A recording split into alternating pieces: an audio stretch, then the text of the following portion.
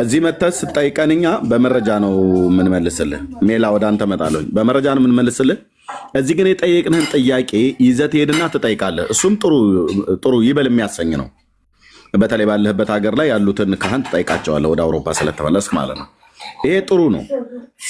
ስጠይቃቸው ግን እኛ በመረጃ እንደምንመልስልህ ካሜራ ከፍተን ገጽ ከምዕራፍ ግዕዝ ከአማርኛ አንብበን እንደምንነግርህ በመረጃ በተጻፈ በቃ ጥምን የሚያረካ ልብን የሚያሳርፍ ተብሎ የሚባለውን መልስ እንደምንሰጥ ሁሉ እዛም ሄደህ ስትጠይቃቸው በተጻፈ ኤቪደንስ ወይ በመጽሐፍ ቅዱስ በብሉይ በአዲስ ወይ ደግሞ በቤተክርስቲያን ታሪክ ውስጥም ሆነ በእውነተኛ ታሪክ ሊያሳዩ ይገባል ማለት ነው። ምክንያቱም አሁን አንተ ጠያቂ ነህ። ጠያቂ ስለሆንክ ጥሩ ነው። ጠያቂ እኮ ትውልድ በጣም ጥሩ ነው።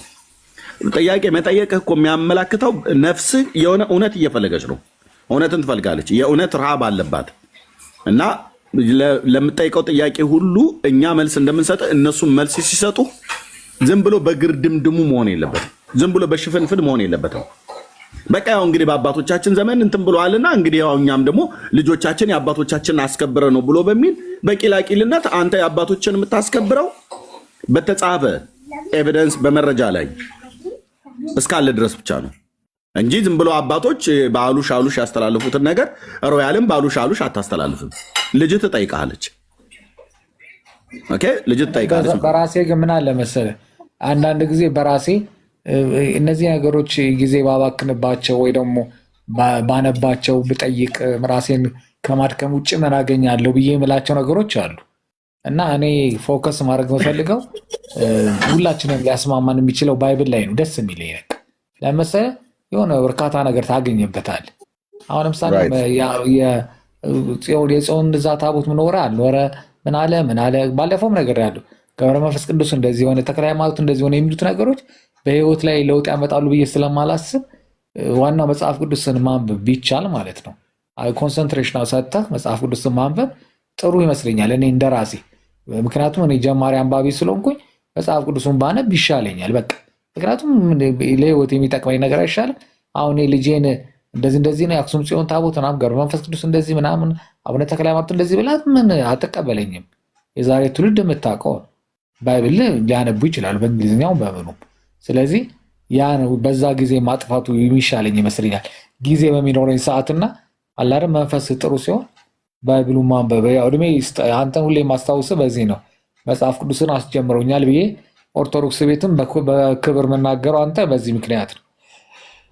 መጽሐፍ ቅዱስ አንብብ እኔን መስደብ ትተህ አንብብ ስላልከኝ እግዚአብሔር ይባርክ። በዚህ አመሰግናለሁ። ሁልጊዜም ቢሆን ከአይምሮ ያጠፋ እና ቴንኪው። በቃ ይህንን እውነት ፍለጋህን አንተ መጽሐፍ ቅዱስን እያነበብክ ማንም ሰው መጽሐፍ ቅዱስ አንብበህ መተህ እኔን ጠይቀኝ።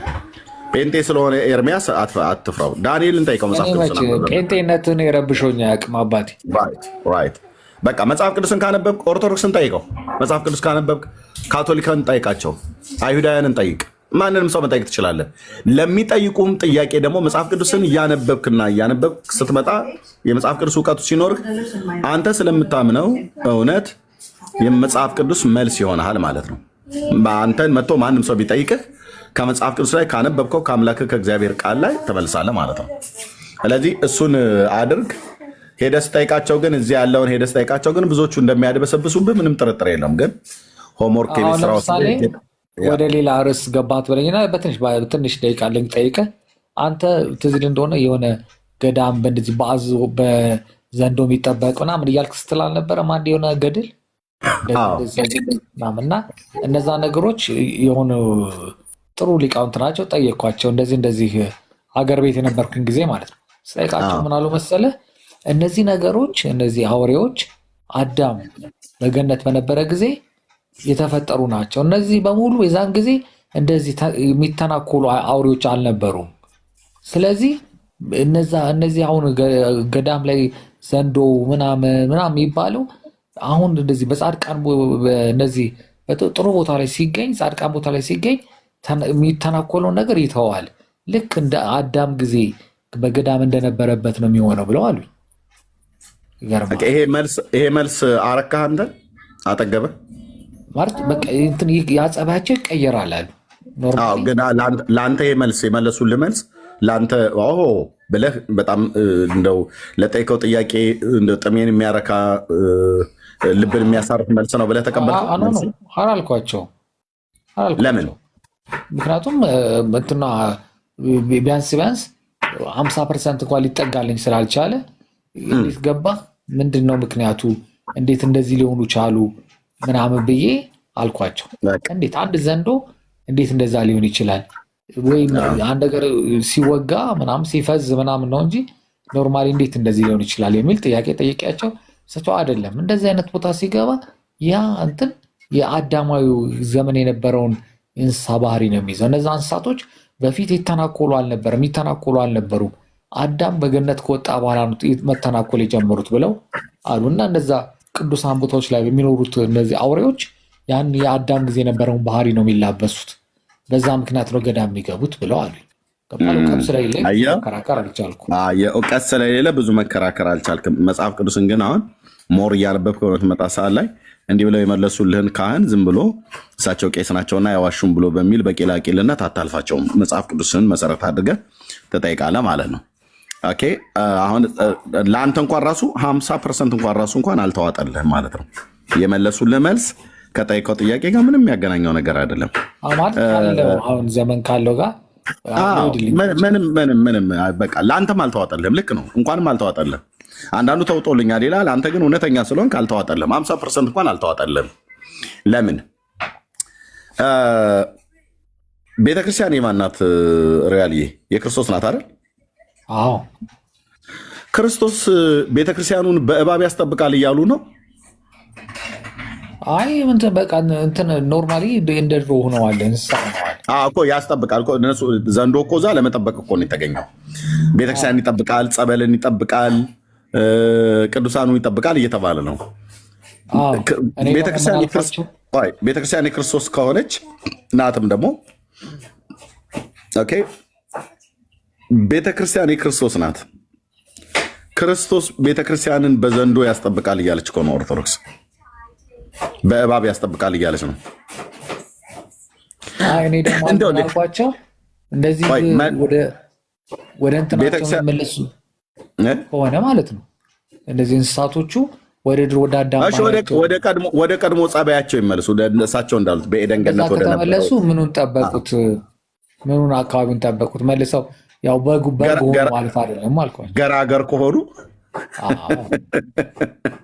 አንተ በጣም አይምሮህ እኮ የተባረከ ነው። ስጠይቅ እኮ በጣም የለዚህ ነው የምወድህ። በጣም ብዙ ብታበሽ ቀንም ብታደር ቀንም ተብሎ ቢባል በጣም አየህ፣ ወደ ገራገርነታቸው ከተመለሱ ለማዳ ከሆኑ እንደውም ምናልሳቸው ሳቃቸው መጣ።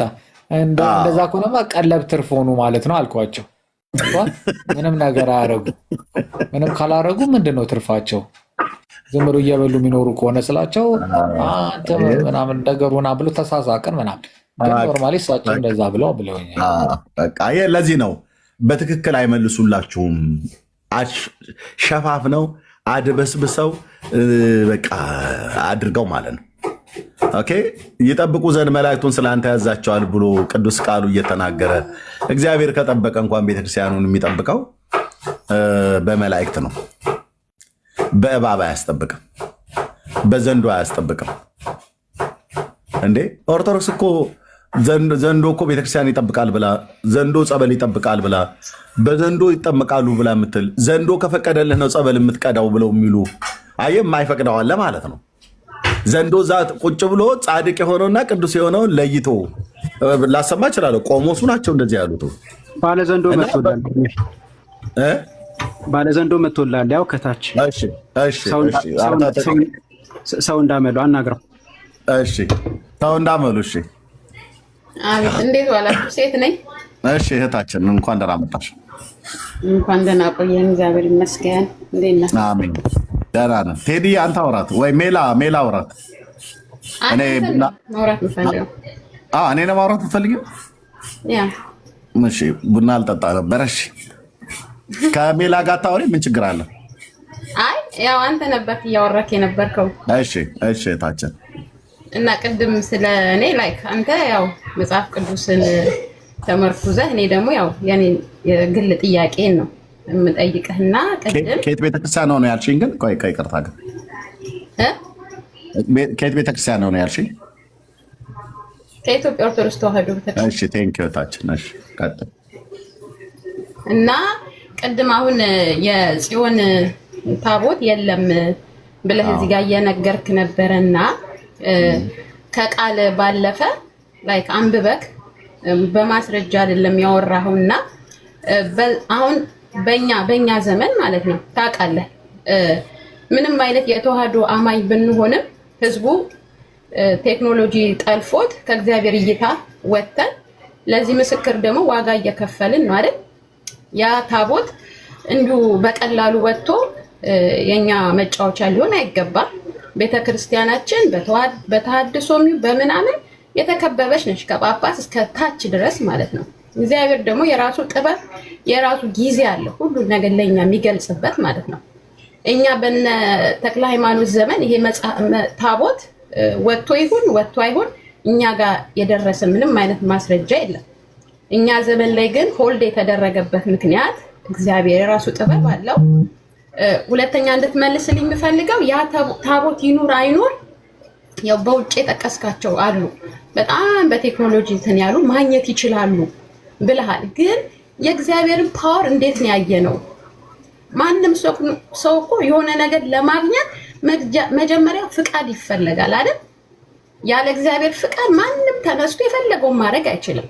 እግዚአብሔር የሚገልጽልህ ተፈቅዶለት መቀባትና መፈቀድ ይለያያል አይደል? እግዚአብሔር ሲቀባ በመልካም ሰው ልታስተካክል ሲፈቅድለት ደግሞ ለአጋንንት ልክ አሁን ኢትዮጵያ ውስጥ ምንም አይነት ጠባቂ እንደሌለም ቢጤ እንደ ዶሮ ማንም እየፈነገለን ሲሄድ ይሄ የተፈቀደለት አጋንንት ነው። ለምን? ከእግዚአብሔር እይታ ስለወጣ። ስለዚህ ኤርቢ በኮንፊደንስ የለም ብለህ ስትል ምንድነው 4 ነጥብ ማስረጃ ኑሮ ይህን የምትናገረው? አጠገባችን ያለውን ነገር በእጃችን የያዝነውን እውነት እንኳን ማወቅ እኮ ማንችል ደካማ ሰዎች ነን እንዴ? ስለዛ እናውቃለንና ይሄንን ልታብራራ። እሺ ቴንኪው ታችን። ኦኬ ታቦቱ እንግዲህ የለም ብዬኔ በ4 ነጥብ በማስረጃ እኔ ምን ወንድሞች የምንናገርበት ምክንያት አንደኛ አለኝ ብላ የምትለዋ ቤተክርስቲያን ኦርቶዶክስ ታቦቱ እንዳላት ማስረጃሽን አቅርቢ ብለን ስንላት ማስረጃ የላትም። በስማ በለው የሚወራ ካልሆነ በስተቀር ማለት ነው። ማስረጃዎች ናቸው ተብሎ የተጻፉ መጽሐፍቶችንም ስናነባቸው ለምሳሌ እንደ ምሳሌ ነው የምጠራው። እዚህ እኔ ሮያል፣ ዳኒ፣ ቴዳና ሜላ የኦርቶዶክስ እምነት ተከታዮች ሆነን በታቦቱ ጉዳይ አምስታችንም 5 አይነት መጽሐፍቶች ብንጽፍ የሜላ የጻፈው ከሮያል ጋር፣ ሮያል የጻፈው ከቴዲ ወይ ቴዲ የጻፈው ከዳኒ ጋር፣ ዳኒ የጻፈው ከኤርሚያስ ጋር መጋጨት አይደለም። የሮያል ራሱ የጻፈው መጽሐፍ እዛው መጽሐፉ ላይ አንዱ ምዕራፍ ከሌላኛው ጋር የሚጋጭ አይነት መረጃ አለ ማለት ነው። ቤተክርስቲያኒቱ ውስጥ ስለ ታቦት ተጻፈ ተብላ ቤተክርስቲያኒቱ በምትቀበለው ክብረ ነገሥት በሚባለው መጽሐፍት ላይ መጽሐፉ ውስጥ ራሱ ብቻ ግጭት አለ። ኦኬ፣ የታሪክ ግጭት አለ፣ የታሪክ ስህተት አለ። ስለዚህ አሁን እነዚህ መጽሐፍቶች ቀጥዬ የምጠራልሽ መጽሐፍቶችን አንብቤያለሁኝ። ድርሳነ ጽዮን ከታቦቱ መምጣት ጋር የሚገናኝ ነገር በስርዓት ስለተጻፈ ማለት ነው። የሀሳብ የትምህርት ግጭት አለው። ገድለ ላሊበላ ግጭት አለው። ማነው ክብረ ነገሥት ይጋጫል። ኦኬ፣ ታቦተ ጽዮንን ፍለጋ የተባለው በማህበረ ቅዱሳን የተዘጋጀ ይጋጫል፣ እርስ በርስ ማለት ነው። አንዱ ከሌላኛው ጋር ይጋጫል። ስለዚህ ቤተክርስቲያኒቱ አለኝ ብላ የምትለውን ታቦቱ አለኝ ብላ ስትል ምንም አይነት ማስረጃ በጽሁፍ የተደገፈ በታሪክ ውስጥ ያለፈ የለም። ለምሳሌ አሁን በእነ አቡነ ተክለ ሃይማኖት ዘመን ይታይ አይታይ በምን ታውቃለህ ኤርሚያስ አልሽኝ። ለዚህ መረጃ ብዬ ያቀረብኩት ማን ነው? ፓትርያርኩ ብፁዕ አቡነ ማትያስ ሲናገሩ የሰማሁት። እርሱ አይተውታል ይሄ ታቦት እንዳለ ተብሎ ሲባል አይ የለም አባቶቻችን አለ ብለዋል እንጂ ማንም ሰው ያየው የለም ብለዋል። ማንም ሰው ያየው የለም። ስለዚህ ማንም ሰው ያየው የለም ብለው ሲሉ ብፁዕነታቸው እየዋሹ ካልሆነ በስተቀር አንቺ ውሸታቸው ነው ብለሽ ካላቸው በስተቀር ከአንቺ ይልቅ ፓትርያርኩን ነው የማምነው። ኢንተርቪው ሲደረጉ እርሱ አይተውታል አላዩም። ታዲያስ አባቶቻችን አለ ብለውናል። ያየው ያለ የለም የለም። ስለዚህ አለኝ ብላ የምትለዋ ቤተክርስቲያን ትውልድን ለትውልድ እንኳን ለእኛ እኮ ከውጭ ላለኑ ከሌላ ቤተ እምነት ላለን ሰዎች አይደለም ለእናንተው ለራሱ ለኦርቶዶክሳውያኑ ልባችሁን የሚያሳርፍ እውነተኛ መልስ የለም። አልነገረቻችሁም፣ አልሰጠቻችሁም። አንዱ አለ ይላል፣ አንደኛው የለም ይላል። የብሉይ ኪዳን ታቦት የለንም ይላል፣ አንደኛው ደግሞ አለን ይላል። ስለዚህ በመኖሩና ባለመኖሩ ላይ እንኳን ራሱ የኦርቶዶክስ ተዋሕዶ ቤተክርስቲያን አገልጋዮች በየተራ ሰልፈን ኢንተርቪው ብናደርጋቸው አንደኛው አለ ይላል፣ አንደኛው የለም ይላል። አንደኛው ጠረጴዛ ይባላል ይላል፣ ሌላኛው መሰዊያ ነው ተብሎ ይባላል ይላል። ስለዚህ እኔ መጽሐፍቶቻቸውን እንዳነበበ ሰው አንድ፣ ሁለተኛ የብሉይ ኪዳን መጽሐፍት በሚገባም እንዳነበበ ሰው የእስራኤልን ታሪክና ቢብሊካል ሂስቶሪ ማለት ነው መጽሐፍ ቅዱሳዊ ታሪክን እንዳነበበ ሰው እንዳጠና ሰው በ4 ነጥብ የተዘጋ አይደለም በ100 ነጥብም ዝጉት የእግዚአብሔር የቃል ኪዳኑ ታቦት ኢትዮጵያ ውስጥ የለም። አለ ብሎ የሚል ሰው ካለ ይምጣና አለ ብሎ የሚለው ሙግት ያቀርብ። እኔ ደግሞ የለም ብሎ የሚለው ሙግት ሳቀርብ ህዝቡ ይረዳል ማለት ነው። አሁን ብዙዎች ይመጡና እኔ የለም ብዬ ስል የለም ብለህ ስትል ማስረጃህን አቅርብ ይላሉ። አለኝ ብሎ ያለው ሰውዬ መጀመሪያ ማስረጃ ማቅረብ ይጠበቅበታል። እኔም ደግሞ የለም ብዬ ስል ማስረጃ ማቅረብ ይጠበቅብኛል እንጂ የኔም ብቻ ሊሰማ አይደለም መምጣት ያለበት። እንደውም በመጀመሪያ ማስረጃ ማቅረብ ያለበት አለኝ ብሎ ክሌም ያደረገው ሰው ነው ማስረጃ ማቅረብ ያለበት። በምን ምክንያት ነው? እንዴት ነው አለኝ ብለህ ያልከው? ከመቼ ጊዜ ጀምሮ ነው የነበረ? ማን ነው የሰጠህ? እንዴት ነው የመጣው? መቼ ነው የመጣው? ዘመኑ ይታወቃል? ወራቱ ይታወቃል? ሰጪው ማን ነበር? ተቀባይስ ማን ነበር? እንዴ የመጨረሻ እኮ ወንድሞች እናቶቼ አንገት እኮ የሚያስደፋ እኮ ታሪክ እኮ ነው። ክብረ ነገሥት ላይ የተጻፈውን ሳነበው ልጁ ማለት ሰለሞን ለልጁ ስጦታ አድርጎ ሰጠው ይላል። ያውም ይቅርታ ቋንቋ ስጠቀም ዲቃላ ለወለደው ልጁ በክብረ ነገሥት መጽሐፍ መሰረት ማለት ነው። ሶሪ ይህን ቋንቋ ስጠቀም ማለት ነው። ያው መጽሐፍ ቅዱስም ላይ በግልጽ ተጽፏል። በእርግጥ ኦኬ በስርዓት በተጻፈበት ላይ ዲቃላ ለወለደው ልጁ ሰጠ። ከህግ ሚስቱ የወለደው አይደለም። በይነልህም የተባለው ቀዳማዊ ምኒልክ ተብሎ የተጻፈው ማለት ነው። የሰለሞን የህግ ሚስቶች ይታወቃሉ። እቺ በእንግድነት ሄዳ ተብላ የተባለችው ስጀምር ሴቲቱ ኢትዮጵያዊት አይደለችም፣ የመናዊት ናት። የየመን ሀገር ነች። ሳባ ማለት የየመን ሀገር ነው። ኦኬ እና በእንግድነት ሄዳ ወለደች የተባለችው ልጇ ለሱ አንስቶ ስጦታ ሰጠው ይላል። አንድ ጥያቄ ጠይቁ ወንድሞች እናቶቼ። እግዚአብሔር ታቦትን ለእስራኤል የሰጠው የእስራኤል ነገስታት ሲነሽጣቸው እያነሱ ዲቃላ ለወለዱትም ከህጋዊ ሚስቶቻቸውም ለወለዷቸው ልጆች ስጦታ እንዲሰጡት አይደለም። ጌታ ታቦቱን የሰጣቸው እዚህ ጋር ነው ታሪኩ የሚወድቀው ወንድሞች እናቶች። እንዴት የአምላካችን እኮ የእግዚአብሔር መንፈስ እኮ ያለበት ያደረበት እኮ ነበር ያ ታቦት። ሰለሞን ከሰጠ ብርና ወርቅ ይስጥ፣ ከሰጠ ምንሽር ይስጥ ገዝቶ፣ ከሰጠ መሬት ይስጥ። እንዴት ዲቃላ ለወለደው ልጁ ከሳባ ሀገር መጣች ለተባለች ሴትዮ ለእሷ ልጅ ስጦታ አድርጎ ሰጠው ይላል? እንዴ ስጦታ ማለት እኮ ብራዘርዬ እንደዚህ አይነት ቀልድ እኮ አንደኛ ሌዋውያን ካህናት አይፈቅዱለትም። ሰለሞን ዲቃላ ለወለደው ልጁ አይደለም በህጋዊ እንኳን ለወለደው ለሮብዓም እንኳን ስጦታ አድርጎ ሊሰጠው አይችልም።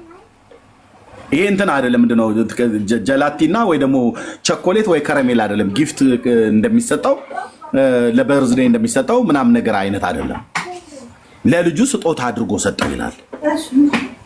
ዋት ማንን የሰጠው? የእስራኤልን አምላክ የእግዚአብሔርን ታቦት ለልጅ ስጦታ ተደርጎ ይሰጣል። ወንድሞች እናቶቼ ያውም ወደ ባዕድ ሀገር ወደ ኢትዮጵያ የሚሄድ ወንድሞች እናቶች ስጦታ አድርጎ ሰጠው ብላ ጽፋለች ቤተክርስቲያኒቱ። ይሄንን የምታርቀው ከዛ ደግሞ በሌላው ገጽ ላይ ደግሞ ስታዩት ልጅ ሰለሞን ሳይሰማ ካህኑም ሳዶቅ ሳይሰማ ነቢዩ ናታንም ሳይሰማ እነዚህ 3 ቅቡዓን የሆኑ ሰዎች ነበሩ በዘመኑ። ንጉሱ ሰለሞን በእግዚአብሔር የተቀባ ነው። ንጉስ እንዲሆን በናታን በኩል ተቀብቷል። በእግዚአብሔር ፍቃድ ማለት ነው። በእግዚአብሔር ፍቃድ ሰለሞን ተቀብቷል። ራሱ እግዚአብሔር ነው የቀባው ማለት ነው ሰለሞንን ለንግስና። በነቢዩ በናታንና በካህኑ በሳዶቅ በኩል ተቀብቷል።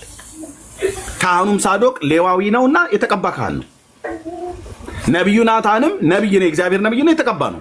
እነዚህ ሶስት ቅቡዓን የእግዚአብሔር ሰዎች ባሉበት ሌሊት እኮ ነው ንጉሱም ሰለሞን ሳይሰማ፣ ናታንም ሳይሰማ፣ ነብዩ ካህኑም ሳዶቅም ሳይሰማ የቤተ መቅደሷን በር ከፍትልሃለሁ ብሎ ሌባ የሆነ መልአክ ከሰማይ ወረደ ይላሉ። ኦርቶዶክስ ነች ያለችው።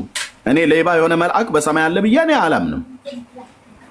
ኦርቶዶክስ ግን ድፍረቷ ሌባ የሆነ እግዚአብሔር ሌባ መልአክ ላከ ምን የሚል ተሰባጥሮ ተመሳጥሮ ሰለሞን በተኛበት ጨለማን ተገና አድርጎ ነብዩ ናታን ባልሰማበት ካህኑ ሳዶቅ ባልሰማበት ጨለማን ተገና አድርጎ ወደ አዛርያስ ቀረበና ለካህኑ ለሳዶቅ ልጅ ለአዛርያስ ቀረበና ተነስ አለው ይላል። ማክሪንንና ኤልሚያኖስን አንቃ፣ ኤርሚያስና ማክሪን ኤልሚያኖስን አንቃ፣ ከዛ ታቦቷን የቤተ መቅደሱን በር ስከፍትልህ እንደ አይነ ጥቀሻ አንስተህ ትወስዳታለህ ብሎ አለው። ስለዚህ ሰለሞን ንጉሱ በተኛበት ሌሊት ጨለማን ተገና አድርገው ነብዩ ናታን በተኛበት ካህኑ ሳዶቅ በተኛበት ሌቦቹ ከእግዚአብሔር መልአክ ጋር ማን ከሚካኤል ጋር ሚካኤልን ሌባ ነው ብላ መልአኩን የጻፈች የኢትዮጵያ ኦርቶዶክስ ናት። አትቆሙም ፊት ለፊታችን ብለን ምና መጽሐፉን ከፍተው እጄ ላይ ስላለ ሚካኤልን ሌባ አድርጋ ቅዱስ ሚካኤል መልአኩ ማለት ነው። ሚካኤል ተመሳጥሮ ከነዚህ ከነ ማክሪና ከነ ኤልሚያኖስ ጋር ተመሳክሮ እንደ አይነ ጥቀሻ አነሳት። እግዚአብሔር ባይፈቅድ ባልተነሳች ነበር ይላል ደግሞ። ስለዚህ ቅዱስ ሚካኤልን ሌባ አድርጋ ከነዛ ሰዎች ስማቸው ከተጠቀሱት ከነ ኤልሚያኖስና እነ ማክሪ ከካህኑ ከሳዶቅ ልጅ ጋር ከአዛርያስ ጋር ታቦቱን ሰርቀው በሌሊት ባልባሌ ጨርቅ ካልባሌ እቃዎች ጋር በቆሻሻ ጨርቅ ጠቅልሎ ይላል። ክፋቱ ኤርሚያስና መሰሎቹን አይነት ወንድሞች አያንብቡት መጽሐፉን። ኦኬ፣ ስላነበብኑ ደግሞ ምንም መደበቅ የሚባል ነገር የለም። ታመጡታላችሁ። ሂሳቡን ከሰማይ ሰርተ ታመጣዋል። እዚህ ትውልድ ፊት እየቀለዱ አይኖሩም። የእንጀራ ገመዳቸውን እንዲበላሽ ነው ማለት። እንጀራቸው ላይ አሸዋ ነው የምንነሰንሰው። ኦኬ፣ ካልባሌ እቃ ጋራ ቀላቅሎ በቆሻሻ ጨርቅ ሸፍኖ በሰረገላ ላይ መጫንን አስቀደመ ይላል መጽሐፉ። ስላነበብኩት ታሪኩን በሙሉ አውቀዋለሁ። በቃሌ ነው ብዬ የምለው። መጽሐፉን አልከፈትኩትም። ለሚፈልግ ከፍትለታለሁ። ኦኬ፣ ይቅርታ ወገኖቼ። ቅድም በስጦታ መልክ ሰጣ ብላውን አልነበረ? እንዲሆንኛው ክፍል ላይ ስናነብ ለልጁ ሰለሞን ስጦታ ሰጠ ብለውን አስገርመውን ጉዳስ ብለውን፣ አሁን ደግሞ ሰለሞን ሳያቅ ተሰረቀች። መሰረቁን ሰለሞን ከእንቅልፉ ሲነቃ ልቡ መታ። ታቦተ ጽዮን እንደተወሰደች አውቋልና። ከዛስ አህዮች ጮሁ፣ ውሾች ደነፉ፣ አንበሶች ጎልማሶች ዋይ አሉ ምናምን ነገር እየተባለ የተጻፈ ተረት ወንድሞች ናቶች።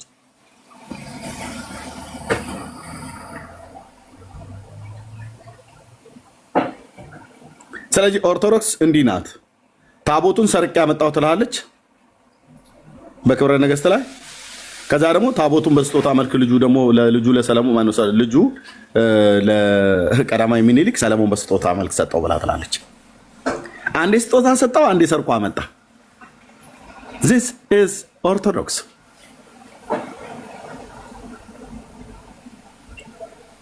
የእስራኤልን የቃል ኪዳኑን ታቦት ልሰርቅ አይደለም ቤተ መቅደሱ በምን ያህል በረኞች እንደሚጠበቅ ብታውቁ ኖሮ እቺን ቀልድ ባልቀለዳችሁ ነበር። ሌዋውያን ካህናት በረኞች አሉ። የንጉሱንም ቤት የሚጠብቁ የእግዚአብሔርን ቤተ መቅደስ የሚጠብቁ ማለት ነው። በረኞች አደገኛ ቀስተኞች፣ አደገኛ ተዋጊዎች ማለት ነው። በኢየሩሳሌም ማማ ላይ ቆመው አለ ጉበኞች የሚቀመጡበት ማለት ነው። እዛ ሆነው የሚጠብቁ ማለት ነው። ከኦልድ ሲቲው ከኢየሩሳሌም አመጣ ነው ብለው ያሉት ከዳዊት ከተማ ቤተ መቅደሱ ያኔ እዛ ተሰርቶ ስለነበር የድፍረታቸው ድፍረት ወንድሞች እና እህቶች።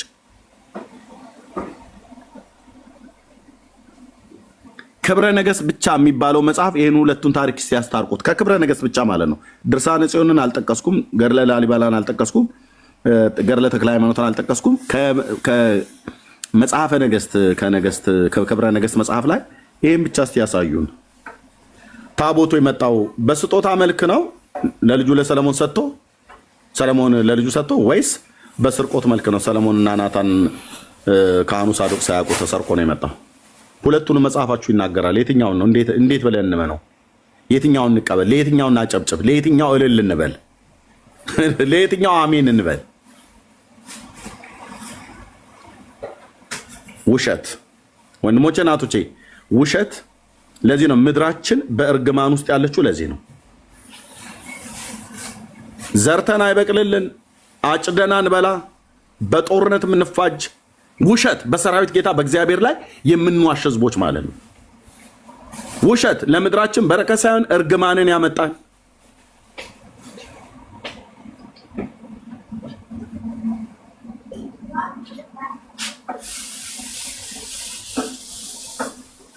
ስለዚህ የእግዚአብሔር የቃል ኪዳኑ ታቦት ኢትዮጵያ ውስጥ አለ ተብሎ የሚባለው ወንድሞቼ ናቶቼ የአባባ ተስፋዬ ቀልድ በስንት ጣዕሙ። የአባባ ተስፋዬን ለልጆች የሚቀልዱትን ቀልድ ባምን ይሻላል ኦርቶዶክስ ስለ ታቦቱ የተናገረችውን ከማምን። ይሄን ላለውኝ ተባረኪ። እሺ ያው ጊዜን ወስደ ያው ሰጥተኸኛል። መልስ ብዬ በእኔ ባልቀበለውም ያው አንተ የቻልከው መልሰሃል። ዝም ብዬ ስመለከት የቅዱስ ቶማስን ታሪክ ካወቅ ያው የተቸነከርክበትን እጅን ካላየው አላምንም ብሎ ያንን አይቶ አይደል አምላክነቱን ያወቀው። አሁንም እኛ ሳያዩ የማያምኑ ብፁዓን ናቸው ብሏል እግዚአብሔር። ኤርሚ ደግሞ ልክ እንደ ቶማስ ያንን ታቦት ካላየው አላምንም ነው መልስን ሳየው። ሁለተኛ አሁን የምታነባቸው መጽሐፍቶች የምጠይቀን ተሐድሶ የሚባሉት ከጳጳስ እስከ ታች እስከ ቆሎ ተማሪ ማህበረ ቅዱሳን ውስጥ ቢሆኑ ምንድነው ቤኔፊታቸው?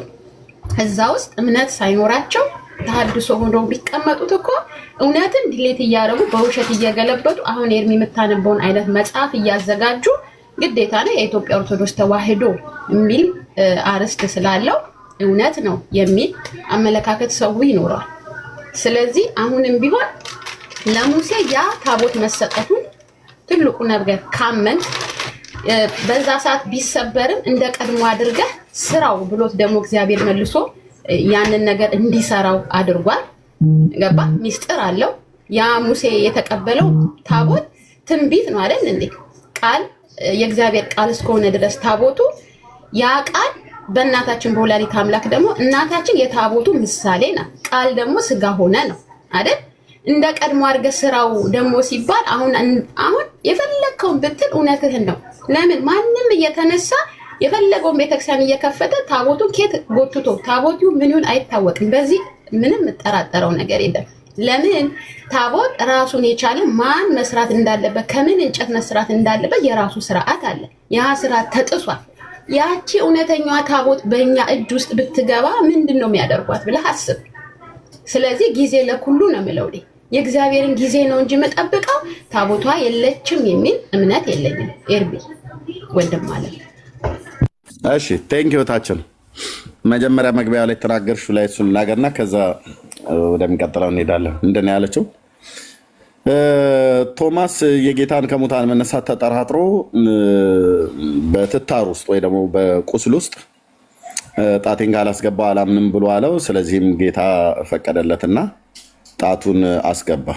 በጌታ ትታር ወይ ደግሞ የሰውነቱ ቀዳዳ ችንካሩ የተመታበት ማለት ነው። ኦኬ አንደኛ ደቀ መዝሙሩ ስለሆነ ባለማመኑ ምክንያት ተጠራጥሮ እንዳይጠፋበት ጌታ እስከዛ ድረስ ፈቅዶለታል። ኦኬ ፈቅዶለታል።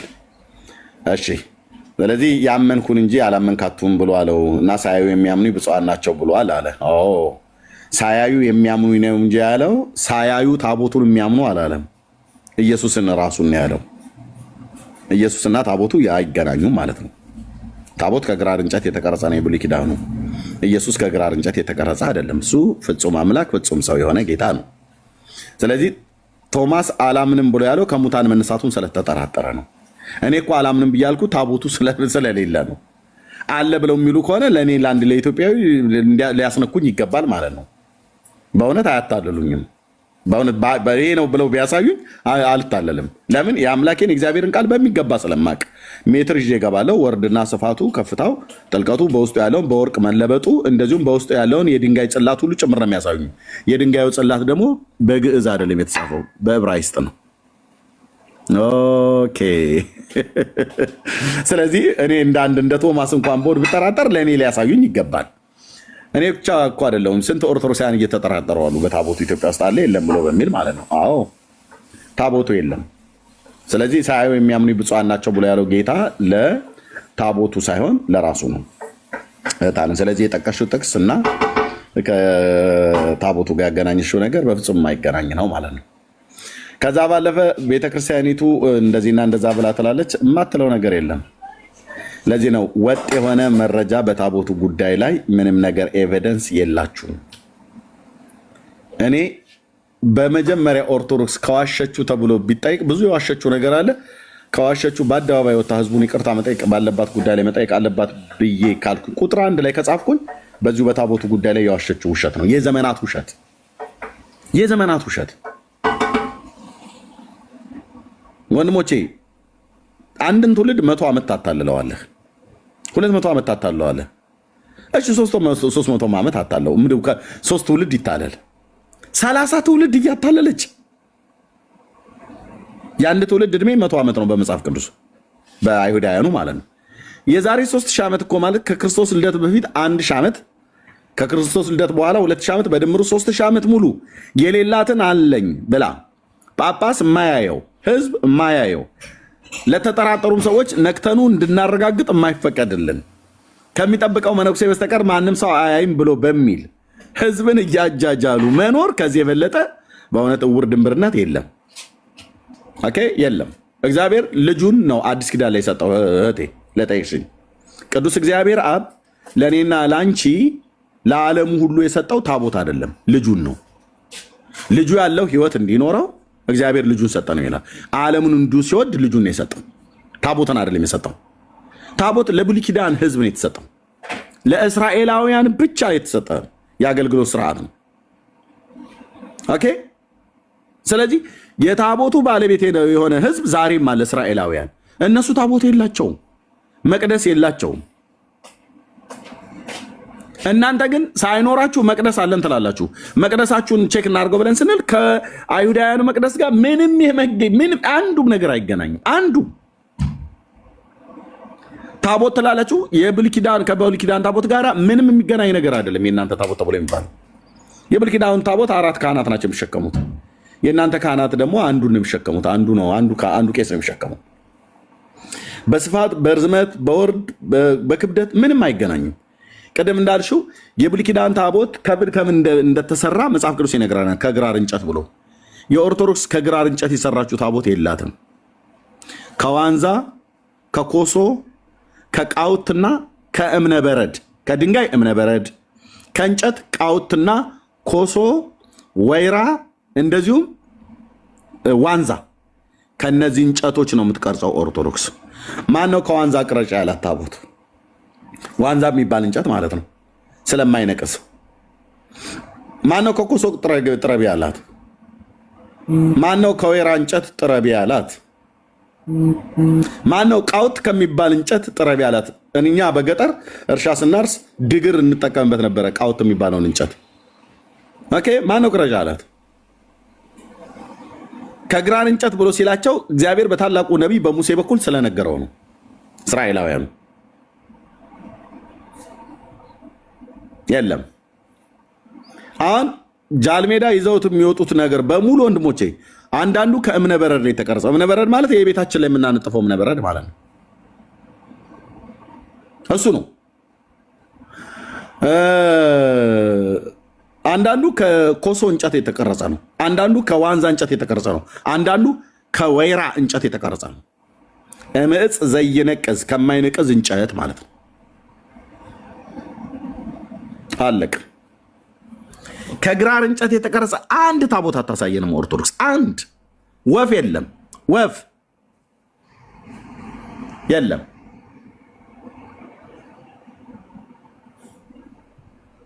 ስለዚህ የሌለውን አለ ብሎ ዝም ብሎ መድረቅ ካልሆነ በስተቀር አለን ብላችሁ የምትሉ እኮ መረጃ በቃኝ እንኳን አይደለ። እንደው ወንድሞች ናቶቼ ጴንጤዎች እኛ አንቀበል። እንደው ቢያንስ ሊመሳሰል የሚችል መልስ እንኳን እንዴት አይኖራችሁም? ማርያም ታማልዳለች። ስራችሁ እስኪገታተር ድረስ ነው። ታማልዳለች እመቤቴ፣ ጣዕሟ፣ ፍቅሯ፣ በረከቷ ታማልዳለች። መናፍቃን ተነሱባት እንጂ ጠሏት እንጂ ግን እኮ ታማልዳለች እመቤቴ ይሉናል። እስቲ ጥቅስ ስጡን። የለም። ከየት ያምጡት ጥቅስ? እስቲ ጭኝት አለም እንደዚህ ስርሽ እስኪገታተር ድረስ ታማልዳለች ብለሽ ያልሽው ታማልደናለች ታማልደናለች ማርያም ማርያም ቤዛዊት ዓለም ማርያም። ኦኬ ቤዛዊት ዓለም የዓለም ቤዛ እያልካት ነው። የዓለም ቤዛ ብሎ የሚለውን መዝሙሩን አቁመውና አንዴ የዓለም ቤዛ መሆኗን ከመጽሐፍ ቅዱስ መረጃ ስጠኝ። ሂድ የእመቤቴ ጠላት ታማልደናለች ታማልዳለች። አዎ መጽሐፍ ቅዱሳዊ ጥቅስ ስተን የናቁሽ ሁሉ ወደ እግርሽ ጫማ ወድቀው ይሰግዳሉ። አልተገናኘም ማለት ነው። አየህ አልተገናኘም። እሱን ክፍል ያለው ኢሳያስ ለኢየሩሳሌም ነው። አልተገናኘም። ማርያም ታማልዳለች ብሎ የሚል አንድ ጥቅስ የለም። አንድ ወንድሞቼ እናቶቼ፣ አንድ 60 ሚሊዮን ኦርቶዶክሳውያን እንዳፋር ግመል እየተያዘ ሲኦል እየገባልህ ነው። እማታማልደው ማርያም ታማልደኛለች እያለ ታማልደናለች ታማልደናለች ማርያም ማርያም ቤዛዊት ዓለም የዓለም ቤዛ እያለ ማለት ነው። ስጠኝ ሴ የዓለም ቤዛ መሆኗን ማርያም ከመጽሐፍ ቅዱስ መልስ ዜሮ። ማርያም ማማለዷን ከመጽሐፍ ቅዱስ ስጠኝ መልስ ዜሮ። ከመጽሐፍ ቅዱስ ጠቅሳችሁ ማማለዷን አንድ ጥቅስ በማታሳይበት ቃልቻ ይመስል ከበሮ ይዘህ ስለደበደብክ የሚመጣ ነገር የለም ነው እያልኩ ያለሁት። የለም 1 2 3 4 ሃሌ ሃሌ በል ሃሌ ሃሌ ማርያም አማላጅ ናት ሃሌ መናፍቅ የገቡት ሃሌ በ97 ሃሌ በቃ ይሄን ነው በል ሃሌ ሃሌ በል ሃሌ ሃሌ። ይሄ ነው መልስ? ይሄ ነው ወይ መልስ?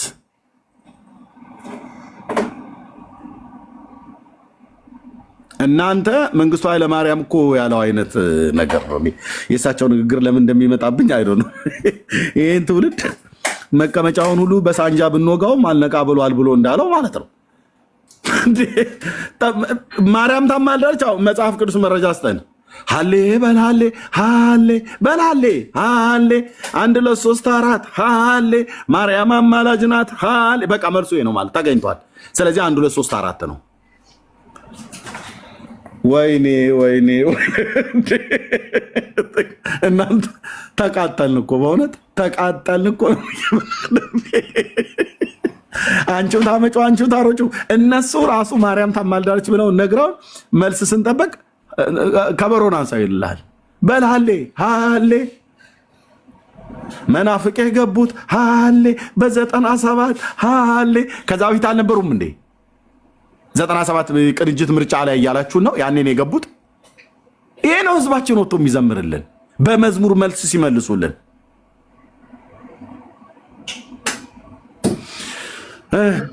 የቤቱ አካሄድ አልመሰለኝ። የተነሳንበትን ነገር ትተክ ተመሳሳይ ነው ልልሽ ነው። እኔ የተነሳበትን አውቃለሁ።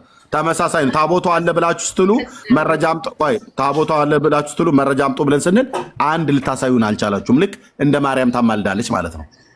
የማርያም ማማላጅነት መጽሐፍ ቅዱሳዊ መረጃ የለም። የታቦቱን መጽሐፍ ቅዱሳዊ መረጃ የለም። ካለ ግን ንገሪኝ። ይኸው ትችልሻለሁ። አይ እሷን እናስቀምጥና የጀመርንበትን ብንጨርስ ቅድም ጠቅለል አድርጌ ያው ዝም ብዬ ከመሄድ ተሰነባብተን ብሄድ ይሻላል ብዬ ነው እየጠበኩ ያለሁት። የቶማስን ነገር ወይ ደግሞ ሳያዩ የሚያምኑ ብፁዓን ናቸው ያለው በዛ በታቦቱ ዙሪያ ነው አልክ። እኔ እናንተ ግን የእግዚአብሔር ቆይ አባየዋ ያላልኩት ናት። ያላልኩትን ስላልሽ ነው። መጨረሻ ላይ ስህተቴን አርመሽ ሂጂ ያልኩትኝ ኢየሱስን ነው እንጂ ራሱ ኢየሱስ እኔ ሳያዩ የሚያምኑ ብፁዓን ናቸው ብሎ ያለው ኢየሱስ ስለ ራሱ እንጂ የተናገረው ስለ ታቦት አይደለም የተናገረው ነው። እኛ ጋር አይሰራም ነው እኮ ያለው አይደል? እኛ ትውልድ ላይ አይሰራም ብለህ ካል ኢየሱስና ሳታይ ማመን ያለብሽ ታቦት አይደለም።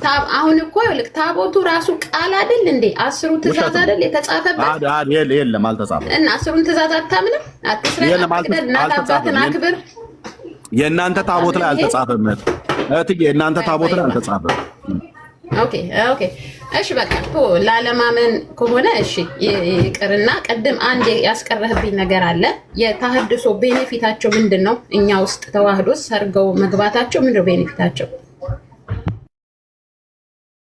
ወንጌል ለአንዳንቺ አይነት ቅን እህቶች መንገር፣ ይሄ ነው ቤኔፊታቸው፣ አላማቸው። ወይ አሁን ኤርሚ አንተ በግልጽ የራስህን የሆነ ነገር ከፍታችሁ በግልጽ እያስተማርክ ነው አይደል? የተቀበለ ይቀበልሃል። አንተ እኔ ቤት መግባት አይጠበቅብህም ወይ ተደብቀ ኤርሚ ልክ ሳራን መስሎ ተደብቆ አይደለም። እውነት ካለው ኤርሚ ልክ አሁን እንደምታወራው ትናገራለህ፣ ትሰብካለህ። እኔ ካመንኩበት እቀበላለሁ፣ ቃሉ ካመንኩበት ማለት ነው። መደበቅ ልክ የአሪዮስ ታሪክ ማለት እኮ ነው። ሳይቀበል ኑ በቃ ተስማምቻለሁ፣ ኑ ወደ ቅዳሴ እንግባ ሲባል ብድግ ብሎ ነው አይደል የገባው። ግን በልቡ ላይ ግን ክህደት ስለነበረበት ልክ ቅዳሴው አሐዱ አብ ወልድ አሐዱ አብ መንፈስ ቅዱስ አሐዱ አብ ልክ ሲባል ግን ሆዱ ታወከ፣ ወጣ ነው አይደል? ስለዚህ የአርዮሳዊ ልቦና ይዞ ተደብቆ ሰውን ለማስረዳት መግባቱ ምንድን ነው ቤኔፊቱ? እውነት ያለው ፊት ለፊት ወጥቶ ነው የሚናገረው። አሁን አንተ ትክክልም ሆን ትክክልም አለው ተቀበልኩም አልተቀበልኩም ራስን ይዘው ፊት ለፊት መጣ። ስለዚህ ምንድን ነው ታንክ ዩ እህታችን። ሲጀምር ስለ አርዮስ የነገሩሽ ተረት ነው። አሐዱ አብ ቅዱስ አሐዱ ወልድ ቅዱስ አሐዱ ውእቱ መንፈስ ቅዱስ ሲባል አንጀቱ ተዘረገፈ ብሎ ያሉሽ የኦርቶዶክስ ተረት ነው እንጂ የመጽሐፍ ቅዱስ እውነት አይደለም። ታንክ ዩ። ኢየሱስን ወልድ ፍጡር ነው የሚዩት አድርጌ ኢየሱስን ወልድ ፍጡር ነው ብሎ እንዳለ እናውቃለን። አሳቸው የሆነ መናፍቅ ሰው እንደሆነ እናውቃለን። ቅዳሴ ሲቀደስ ሆዱ ተደበላለቀ አንጀቱ ተዘረገፈ ብሎ የሚለው የኦርቶዶክስ ተረት ነው። መጽሐፍ ቅዱስ ይሄንን አይናገርም። ቅዳሴ ሲገቡ ነው ብሎ አይልም። ኦኬ። ስለ ተሐድሶአውያኑ የጠየቅሽው ተሰውረውም እንደሚያደርጉት እኔም ይሄንኑ አደርግ ነበረ በተሐድሶ ውስጥ ስላገለገልኩ ማለት ነው። ለአንቺ አይነትና ለሌሎቹ ለቅን እህቶች እና ወንድሞች ወንጌል እዛ መነገር ስላለበት፣ አዎ ተሐድሶአውያን ወገኖች እዛ ውስጥ አሉ፣ መውጣትም የለባቸውም። እንደውም ቁጥራቸው እየጨመረ ነው ያለው። ስለዚህ መስቀል የሚያሳልሙ አባት ተሐድሶ ናቸው። ኦኬ፣ ጳጳሱም ተሐድሶ ናቸው። ቅድም እንዳልሹ ከላይ እስከታች እንዳልሹ ማለት ነው። አሁን የትኛው ተሐድሶ የትኛው እውነተኛ ቄስ መሆኑን ሳትለዩ ማነው የትኛው ሐሰተኛ ቄስ መሆኑ? እውነተኞቹ ቄሶች ተሐድሶአውያን ብቻ ናቸው። ስለዚህ ወንጌል እየነገሩ ነው ወደ ህዝባችን ማለት ነው። እዛው ተቀምጠው ልክ ነው። ማበረታታት ያለብኝ አገልግሎት ነው። ይቀጥሉ። በዚህም ደግሞ ትልቅ ስራ ተሰርቷል። ስለዚህ እግዚአብሔርን እጅግ አድርገን እናመሰግናለን ለተሐድሶ አገልጋዮች ማለት ነው። በውስጥ ሆነው ስራ እየሰሩ የወንጌል እውነት እየተናገሩ ስላሉ ማለት ነው። ስለዚህ ቤኔፊታቸው ምንድነው? ትውልድን ወደ ክርስቶስ መንግስት ማምጣት ማለት ነው። ሰው በኢየሱስ ክርስቶስ በማመን እዛው በሃይማኖት ውስጥ ሆኖ በዛው በሃይማኖት ተቋም ውስጥ ሆኖ ሰው በኢየሱስ ክርስቶስ በማመን የኃጢአቱን ይቅርታ አግኝቶ ከዘላለም ፍርድ እንዲድን ማድረግ ነው ዋነኛው ተልኳቸው። ቤኔፊታቸውም ይሄው ነው ማለት ነው። ቴንክ ዩ።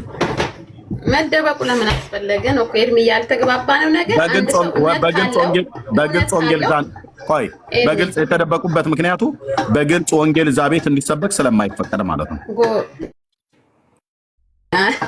ኢማ አለ አይደል? አሁን እናንተ የምትገለገሉበት የራሳችሁ ቸርች አለ አይደል እንዴ? ያ ቸርች ማለት እኮ አንተ እውነት ነው ብለህ ያሰብከውን የምትሰብክበት ነው፣ የምታስረዳበት ነው። ደግሞ እንደዚህ ሚዲያ ላይ ወጥተህ የምታስተምረው ነው። እውነት ያለው ሰው በሰው ጫማ ላይ ቆመህ እኮ በግድ ሰውን አታሳምንም። ስለዚህ ቅድም ያነበብካቸው መጽሐፍቶች ሁሉ እኮ ማን የጻፋቸው የሚለው መልስ አንተ ጋር በቃ በቅርብ አለ ማለት ነው። ምንድን ነው እኔ እውነት ነው ብለህ ቢብን ቪዲዮ ክፈች ብትለኝ እንኳን አሁን ቪዲዮ ከፍቼ ማንነቴን አሳያለሁ። በኮንፊደንስ ነው ሳወራ ምንም አይነት የመጽሐፍ ቅዱስ ባልጠቅስልህም እኔ የገባኝን ያህል ነው እያወራሁ። አንተ ደግሞ ስለምታውቅ መጽሐፍ ቅዱስ ጠቅሰህ ልታስረዳኝ ትችላለህ። ገባ? እውነት ያለ ሰው ፊት ለፊት ነው መውጣት ያለበት፣ መደበቅ አይጠበቅበትም ባይነኝ። እኔ ይቅርታ ዝም ብያችሁ እንዳልሄድ የምትለውን በልና እኔ በዚሁ ልሰናበት። እሺ ቴንክ ዩ ታችን። እንግዲህ አንደኛ እነኚህ ወገኖች አልተደበቁም። እዛው በራሳቸው ቤተክርስቲያን ውስጥ ሆነው ነው የሚያገለግሉት። ኦርቶዶክሳውያን ናቸው፣ የኦርቶዶክስ አገልጋዮች ናቸው። ቤተክርስቲያኒቱ ኦርቶዶክስ ደግሞ የራሳቸው ቤተክርስቲያን ናት። አያቶቻቸው፣ ቅድመ አያቶቻቸው፣ አባቶቻቸው ዘር ትውልዳቸው የለፋበት የደከመበት ነው። ስለዚህ ወጥተው ወደኛ ጋር ወደ ወንጌላውያን አማኞች ጋር መምጣት አይጠበቅባቸውም። ካቶሊክ ካህን ጋር መሄድ አይጠበቅባቸውም። ታዲያ ምን ነው እያደረጉ ያሉት? የገባቸውን እውነት በእግዚአብሔር ልጅ ላይ በኢየሱስ ክርስቶስ በማመን የገባቸውን እውነት እዛ በግልጽ እንዳይሰብኩ መድረክ አይሰጡም። መድረኩን የሚሰጡ ከመድረክ ላይ ያባራሉ፣ ይከለክላሉ። ስለዚህ ህዝቡን እዛው ሆነው ውስጥ በውስጥ እያስተማሩ ነው ማለት ነው። በጽዋ ማህበር፣ በሰንበቴ፣ በተለያየ ነገር ብቻ በሚገናኙበት ህዝቡን በተናጥል የሚሆን በህብረት እያስተማሩ እየሰበኩ ነው። የተሐድሶ አገልግሎት በጣም ሊደገፍ የሚገባ እውነተኛ ስራ ለሚሰሩ ተሐድሶውያን ሊደገፍ የሚገባ አገልግሎት ነው። እውነተኛ ስራ የሚሰሩትን ያልኩት። እውነተኛ ስራ የማይሰሩ በስም በተሐድሶ ቀሚስ ለብሶ ነጠላውን ለብሶ ጥምጣም ጠምጥሞ የሚዞረውን አይደለም ያልኩትኝ። በትክክለኛ ስራ የሚሰሩ አሉ። እኔ አሁን የማውቃቸው በጣም ብዙዎች አሉ። ኦኬ፣ ተሐድሶ ውስጥ ያሉ ማለት ነው፣ እያገለገሉ እየሰሩ ያሉ ለትውልድ መዳን የሚሆነውን እውነት እየተናገሩ ያሉ ማለት ነው። ስለዚህ እነኚህ መጽሐፍቶች በእነሱ ነው የተጻፉት ብለህ ያልሽው ውሸት ነው፣ መረጃ የለሽም እህቴ። እነዚህ ቅድም የጠቀስኳቸው መጽሐፍቶች በሙሉ የተጻፉት በቤተክርስቲያን እውቅና ባላቸው ሰዎች እናም በገዳማት ሁሉ ጭምር ነው የተጻፉት። የሊቃውንት ጉባኤ የሚያውቀው፣ ጠቅላይ ቤተ ክህነት የሚያውቀው መጽሐፍቶች ናቸው። ቤተክርስቲያኒቱ አሁንም ለጥቅም የምታውላቸው መጽሐፍቶች ናቸው መጽሐፍቶቹ ማለት ነው። ስለዚህ ዝም ብለው በግምት ተሐድሶውያን ናቸው የጻፉት ነው። ተሐድሶውያን መጽሐፍ አይጽፉም። ገድላት ድርሳናትን አይጽፉም። የታሪክ መጽሐፍን አይጽፉም። የራሳቸው መጽሐፍቶች ቢጽፉም ከመጽሐፍ ቅዱስ ላይ ተንተርሰው ከቤተክርስቲያኒቱ መጽሐፍቶች ላይ ተንተርሰው የሚጽፏቸው መጽሐፍቶች አሉ እንጂ እንደዚህ የሚያደርጉት መጽሐፍ የሚጽፉት የለም ማለት ነው። ስለዚህም እንደሚያደርጉት ወንጌል የሚሰብኩት ተሰውረው፣ ተሰውረው ወንጌል ይሰብካሉ። ተሰውሮ የሚለውም አንቺ ነሽ ያልሽው። እኔ ግን ተሰውረው አይደለም። ኦርቶዶክስ አማኞች ናቸው፣ እዛ ኦርቶዶክስ ውስጥ ነው ያሉት። ለኦርቶዶክሳውያን ወገኖቻቸው ይናገራሉ ወንጌል። አለቅ። ምንም ተደብቆ ምንም የሚያደርጉት ነገር የለም። ለምን ይደበቃሉ? ቄስ ናቸው። መስቀል እያሳለሙሽ እኮ ወንጌል እየነገሩሽ ነው። ተሐድሶ የሆኑት ማለት ነው። ስማቸው እንትና ብዬ አልነግሩሽም። ጳጳስ ናቸው፣ እየሰበኩ ነው። ያው በግልጽ ወጥተው ቢሰብኩ ማርያም የዓለም ቤዛ አትባልም ብለው ስላሉ አይደል እንዴ ከጫፍ እስከ ጫፍ የተጫጫኋችሁት? በሙሉ እኮ ተተረማመሰ። ቤቱ በሙሉ እሳት ነደደ ማለት ነው። ማርያም ቤዛ የተኩሉ ዓለም አትባልም አሉ ብፁዕ አቡነ ገብርኤል። እግዚአብሔር ይስጣቸው። በቃ ይሄን ተረት ነቅንቀው በአንዴ አፈር ደቼ ያስገጡት ማለት ነው። አትባልም፣ አትደንግጡ ብለው በማስታወቂያ አስቀድመው አትደንግጡ ብለው ዓለሙን ሁሉ አስደነገጡት ብፁዕነታቸው ማለት ነው። እስካሁን ድረስ በድንጋጤ ተኝቶ ታሞ ይቀራ አለ። በቃ የሚሞተው የሚሞት ታሞም የሚቀረው እንግዲህ የሚፈወስም ከሆነ ይፈወሳል። ግን እውነቱ መነገር አለበት። ማርያም ቤዛይተ ኩሉ አትባልም፣ ነውር ነው። ለእሷ አይነገርም። ለማርያም ነውር ነው። ቤዛይተ ኩሉ ዓለም ማለት ነውር፣ የነውር ነውር ነው። እሷን መስደብ ነው፣ እሷን ማቃለል ነው፣ እሷን ማራከስ እንጂ እሷን ማክበር አይደለም ቤዛ ማለት። ምክንያቱም ቤዛ ሆና አታውቅም፣ ልትሆንም አትችልም። ከእሷ የተወለደው ጌታ ግን የዓለም ቤዛ ነው። መጽሐፍ ቅዱሱ የሚነግረን እውነቴ ነው። እሷ ማርያምን አማላጅ ነች እያላችሁ እናንተ አይናችሁን አፍጠጣችሁ ስራችሁ እስኪገታተር ድረስ ስላወራችሁ ማርያም አማላጅ አይደለችም። አማላጅነት ለማርያም አይቀጸልም። ኦኬ፣ አይቀጸልም። ማርያም አማላጅ አይደለችም። መጽሐፍ ቅዱሱ ሲገለጥ ኢየሱስ ነው አማላጅ ነው ብሎ የሚለን ሐዋርያቱ የጻፉት ኢየሱስ ነው ብለው ነው። አንድም ሐዋርያ ማርያም አማላጅ ነች ብለው ባልጻፉበት እናንተ ከየት አምጥታችሁ ነው ማርያም ታማልዳለች እያላችሁ? ለምን ተዋታለሁ? እናንተ ናችሁ ተዋት። እናንተ ናችሁ ልታዋት የሚገባውን እውነቱን ተነግረሽ ማለት ነው። እኔ ስለ ወላዲት አምላክ አትናገር ሳይሆን መነሻችንን አጽድተን ከዛ ወደ ሌላ ኔክስት ብንሄድ አይሻልም ወይ ለማለት ነው እንጂ እውነት እሷ እንዳትጠቀስ አለ። መጀመሪያ እኮ ምንጩ ነው የሚያስፈልጋል። በምንጩ ስትግባባ ነው ከዛ ወደ ኔክስት የምትሄዱ አይደል? ስለዚህ እሷን ተዋትና የጀመርከውን ጨርስ። አይ እግረ መንገድ ነው። የታቦቱ እኮ መረጃ በሌለበት 3000 ዓመት ሙሉ ስትዋሹ እንደነበራችሁት ማርያምንም እኮ አማላጅ ነች እያላችሁ ለ1600 ዓመት ሙሉ ስትዋሹ ነበር ማለት ነው። ለዚህ ህዝብ ኦርቶዶክስ እንደው የፍሬምናጦስን 400 ክፍለ ዘመን ከያዝኑ 1600 ዓመት ስለሆነ ማለት ነው። ለ1600 ዓመት ማርያም አማላጅ ነች የሚል ማህበረሰብ ነጠላ ለብሶ ከበሮ ይዞ እመቤቴን አነገስናት፣ አወጣናት፣ አስገባናት፣ አልሄዳለች እያለ ሲል የሚል ትውልድ ማርያም ታማልዳለች። አዎ ማርያም ታማልዳለች። እሺ ማማለዷን በመረጃ ስጡን ብለን ስንል የለም። ወፍ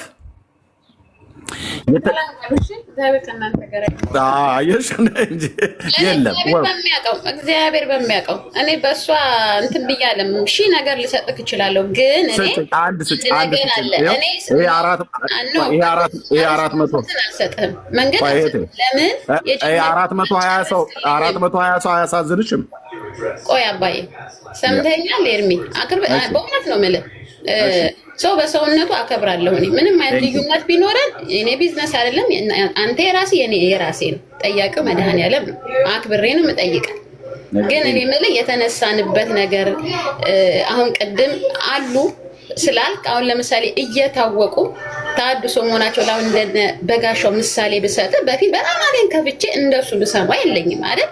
ግን በግልጽ ተሐድሶ መሆኑ ሲታወቅ ግን ሰከንድ አላስቆዩትም ማለት እንደዚህ ተደብቀው ነው እንጂ ልክ እውነት የሰበኩ ማፈጠራችሁ ከተባላችሁ ስላሴ አትበሉ የሚለው ቃል በወረወረ እግዚአብሔር ምስክሬ ካሴቱ ቤት ያለ ካሴቱ እግዚአብሔር በሚያውቀው ካሴቱ ቤቴ ስላለ ማርያም ያላለውን አትበይ።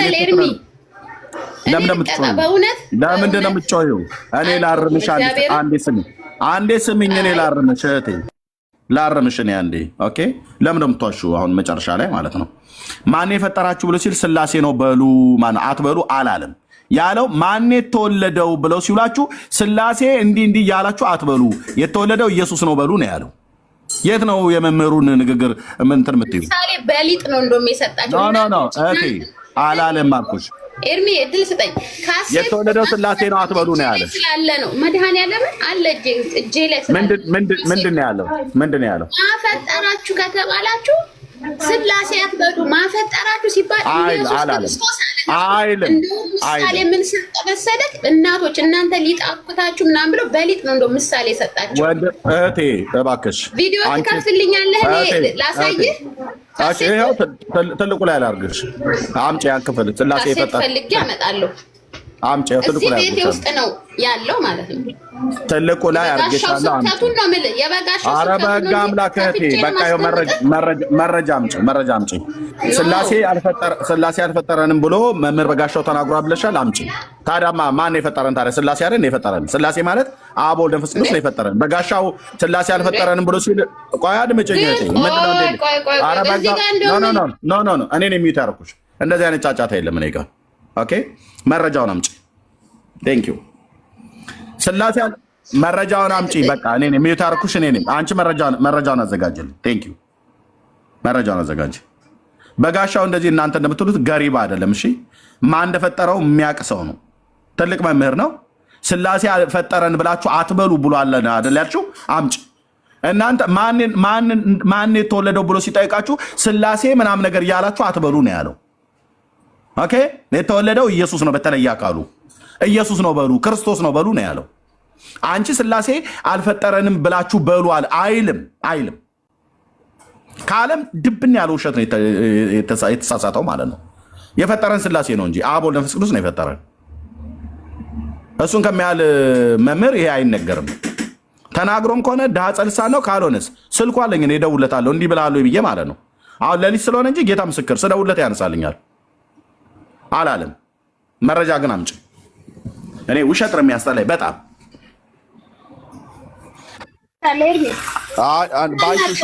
በአንቺ ውሸት በኦርቶዶክስ ውሸት ሚዩት አድርጊ። በአንቺ ውሸት እና በቤተክርስቲያኖች ውሸት ነው የምናደደው። መረጃ ነው እውነተኛ ከሆንሽ አንቺ መረጃ ነው እኮ ክፈችዋ። ድምፁን እናውቀዋለን። እዛ እህት አለም አትጩሂብኝ። እንደ ቅድሙ በጸባይ አውርተሽ ተከባብረን ብንሄድ ይሻላል። ኦኬ ሙሉን ካሴት ማሰማት አይጠበቅብሽም።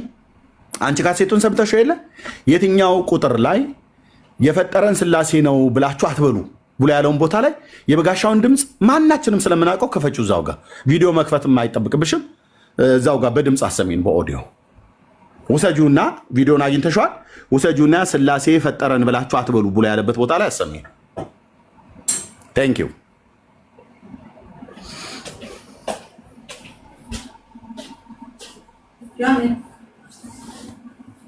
እንዴ በጣም እኮ ነው የሚያስጠላው። ወንድሞች እናቶቼ ተዋሻላችሁ እንዴ ቁጭ ብላችሁ? ኤፍራት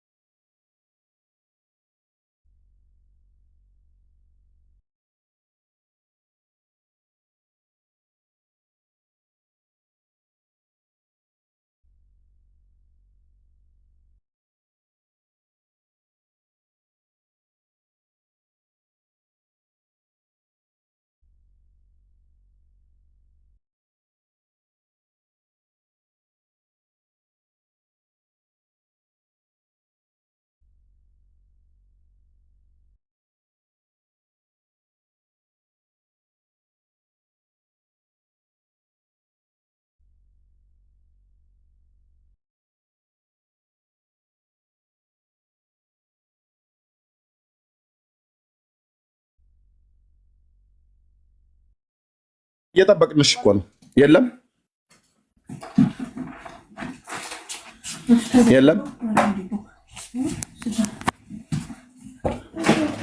እህታችን አሰሚና የበጋሻውን ድምፅ ስላሴ ፈጥሮናል አትበሉ ብላችሁ አላችሁ። እንዲህ አይነት እሱ ከሃዲ አይደለም። እሺ በጋሻው የሚያስተምረውን የሚያቅሰው ነው አላለም። እናንተ ናችሁ ማን የተወለደ ተብሎ ሲባል ስላሴ ምናምን ነገር ባለወልድ እያላችሁ የምትሉት። ባለወልድ የሚባል ተወለደ ብለው ይላሉ እኮ ስላሴዎች ተወልደው ምናምን ነገር ይላሉ። እንዴ አንዱን ኦርቶዶክሳዊ ጠይቀው እንዴት ተወለደ ኢየሱስ ቢለስና እግዚአብሔር አብ ከማርያም ጋር ተኝቶ እኮ ብሎ ያለኝ እኮ ሽማግሌ ሁሉ አለ። አሁን እንደዚህ ባለማወቃቸው ልፈርድባቸው ነው አይደለም። ታዲያ ቤተክርስቲያኒቱ አታስተምርም። ህዝቧ መጽሐፍ ቅዱስ አያነብም። መጽሐፍ ቅዱስም እንዲነበብ አይመክሩም። ቄሱ መጥቶ ውሃ ረጭቷቸው ነው የሚሄደው። ሰአልና ከመሐሪ የሚባለውን ነገር ይደግማል። በቃ ከኪዳን የሆነ ነገር መስተበቁ ምናምን ነገር የሆነ ይደግማል። አንድ ጸሎተ እግዝእትነ ማርያም ይደግማል። አለቀ። ከዛ ውሃ ረጭቶ ነው የሚወጣው። አረቄና ጠላ ታቀርቡልን አላችሁ፣ የሚበላው ነገር ታቀርቡልን አላችሁ። አብረህ ስብሐት ለአበል ተብዬ ተጠርቼ የሚሄድ የነበርኩ ዲያቆኝ ነኝ። ለህዝቡ መቼ ብሉይና አዲስ ኪዳን መቼ ተነገረ? ኢየሱስ የተወለደው በእግዚአብሔር መንፈስ ቅዱስ መለኮታዊ ኪነ ጥበብ በግብረ መንፈስ ቅዱስ እንደተወለደ ጉባኤም አይማሩም። ከተሰጠም ራሱ ያለው ትንሽዬ ነው። ትንሽዬ ዛሬ የዓመቷ እመቤታችን ነች። የእመቤታችን 33 በዓሏን አክብሩ ቢቻላችሁ ብሎ ነው ብሎ የሚለው 33 በዓል ወሩ 30 ቀን ነው ያለው። የማርያም በዓል እንኳን 33 ነው። ወንድም ማለት 33 ነው። የቅዱስ ሚካኤል 14 ነው። ማነህ ዳምጠው እታች ወረድ ማይክ ከፍተህ ትቀመጣለህ እንዴ?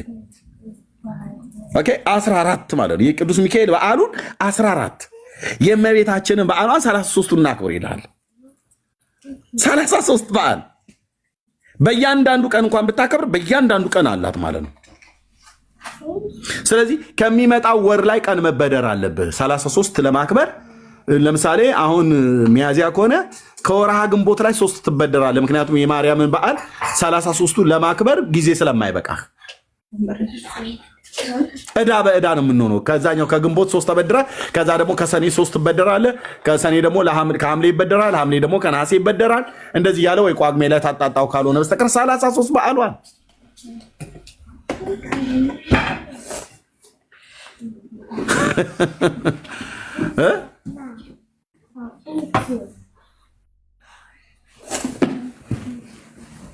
ከእንዲህ አይነት ተረታ ተረት ውጡ። ምንም አይጠቅማችሁ፣ ምንም አይፈይድላችሁም። ወንድሞች ናቶች 33 በዓል አክብረ የቄሶቹን ሆድ ነው የምትሞሉት። 4 ነጥብ። ለምን እውነቱን ፍርጥ አድርጌ አልነግራችሁም? የሚያሽርህ እውነት ማለት ነው። የቄሶቹን ሆድ ነው የምትሞሉት። እንደኔ አይነቱ ዲያቆን አሁን እኔ እንደዚህ በኦርቶዶክስ ሆኜ ቢሆን ኖሮ አሁን የ3 ልጆች አባት ሚስት አግብቼ መምሬ ኤርሚያስ ተብዬ ማለት ነው መስቀሌን ይዤ ከፈለኩም ደግሞ ሚስት አለማግባት እችላለሁ። መነኩሴኔን ብዬ ቀሚሴን እየጎተትኩ ካገኘሁት ሴት ጋራ እንግዲህ ይራይኪ አይነ ሞተ ወይ ይትረከብኪ ኩነኔ ነው ነገሩ። እናስ በቃ ማንከልካ ያለ ጸበል ረጫለሁ እያልኩኝ እየሄድኩኝ በየሰው ቤት ዱርዬ ድመት ይመስል ሴቱ ላይ የሚወጣ ማለት ነው። ወዲያ በል አንተ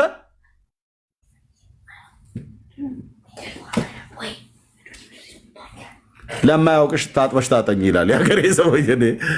እና እኔ አሁን በቃ መምሬ ኤርሚያስ ተብዬ ማለት ነው ይፍቱኝ ባርኩኝ ጸሎት ወጣ ጊዜ ቡራኬው ትድረሰኝ እየተባለ ጥምጣሜን ገጭ አድርጌ ጠምጥሜ ያልኩ ሜትር ከ78 ነው ከ79 ቁመት ርዝመት አለኝ። እየተንጓለልኩልህ በቃ ከሰማይ የወረደ መልአክ መስዬ ዳቦዬን እየጠለብ መረጃውን አምጪ አንደር ላይ ገባህ። ምን ላድርግ ታዲያ? ደግሞ ወደ አካል መረጃውን አምጪ ካለሽ አግኝተሽዋል። ካሴቱ እጄ ላይ ነው። ልጄ እየሞከረ ነው እንትኑ ላይ በቃ ልክ እዛ ፓርቱ ላይ ስትደርሺ እኔ እፈቅድልሻለሁ። ትልቁ ላይ ነው ኖ ካሴት ኖ ቴፑ ራሱ አልሰራ ስላለው እሱን እያየ ነው። መቼ ይሰራል እንዴ? ለእንደዚህ አይነት ውሸትማ አይሰራም። ቴፑም እኮ እኔ እኮ ስለማውቀው ነው ምን እንደተናገረ ስለማውቅ ነው። አንቺ እዚህ ስለዋሸሽ ነው እንትን ያልኩት። ስላሴ ፈጣሪ ነው አትበሉ አላለም። ሰላም ዋልሽ። በቃ ያ ቴንክ ዩ እህታችን። ኦኬ ስለዚህ ቤተክርስቲያኒቱ ተዋሻለች። በአደባባይ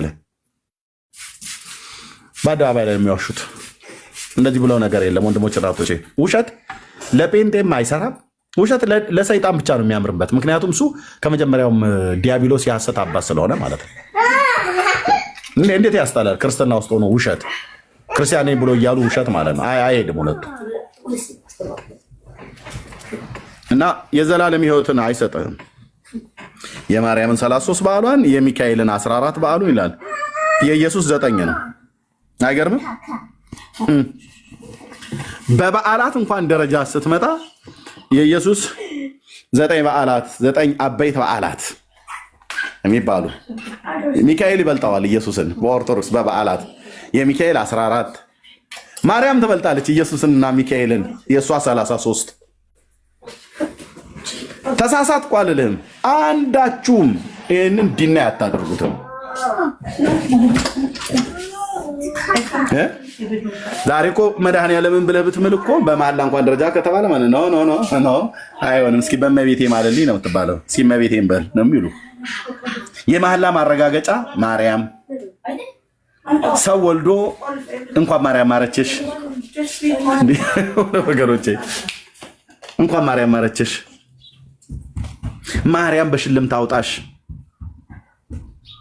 አይደል? እና ገና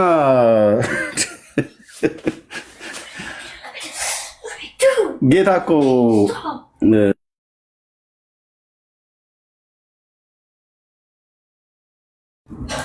እና